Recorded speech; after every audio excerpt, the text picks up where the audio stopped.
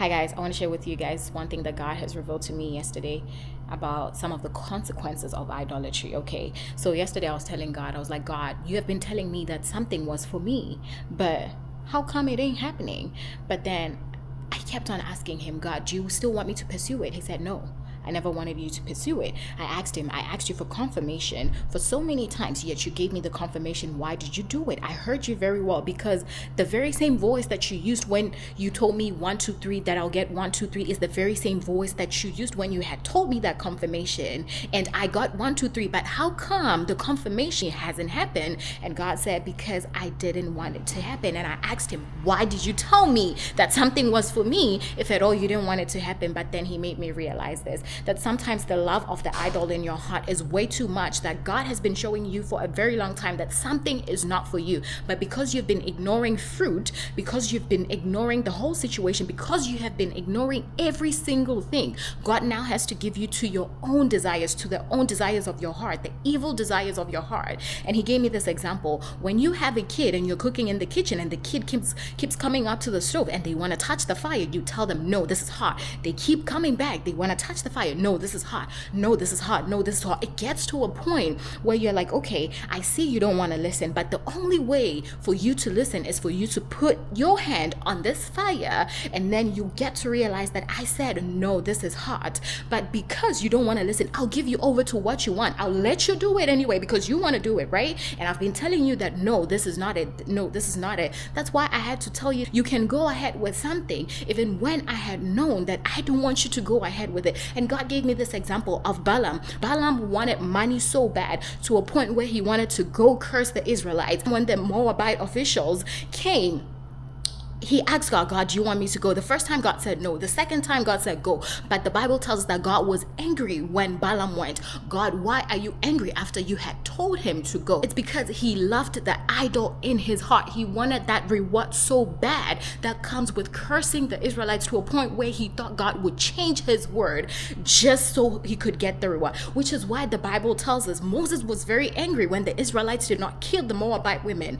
They were like, you didn't kill them, because Balaam had advised them to seduce the Israelites. Now, the thing is, sometimes your evil desires are way too high and way too much that the only way you would listen is if God gives you over. You have been asking God, God, I want confirmation that this is the man for me. You haven't asked God, is this the man for me? But you just went to him, God, I want confirmation. God will give you the confirmation. Oh God, show me number 5 because that's my favorite number. God will keep showing you number 5 because you didn't listen. You didn't even want to discern the fruit. The question is, does that man look like God? The Bible tells us that there is no condemnation for those that are in Christ. Yet every time you have a conversation, an argument with that man, or a misunderstanding, a disagreement with that man, the only thing that comes out of his mouth is what you used to do before you went to Christ. Now tell me, does that look like God?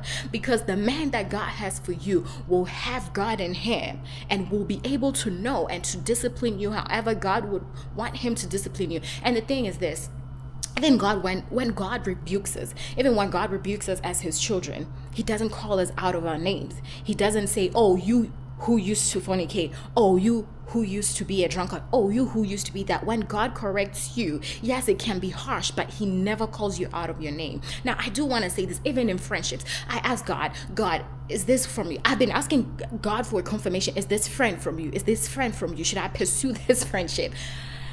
But because I and myself wanted the friendship to take another way, to take a different route, because I had idolized like companionship, and I really deeply wanted companionship, and I wanted it specifically with that one friend. And whatever God said, God will show me, okay, this is what it is.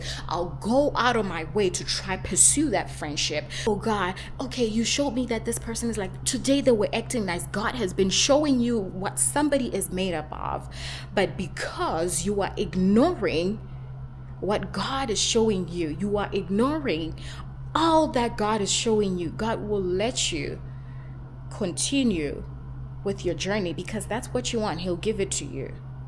Not because he wants to give it to you, but because the idol in your heart is way too much, that the only way for you to learn is to go through it so you can see that, okay, God was warning you because this is not good.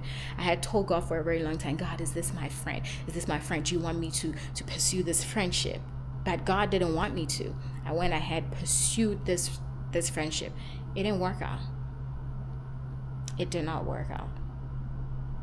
But I do want to say that when God tells you something, in fact, let's just start with ask God what his will is for your life, because most of the times we just go to God and say, give me a confirmation of something that you had already decided in your heart and in your mind.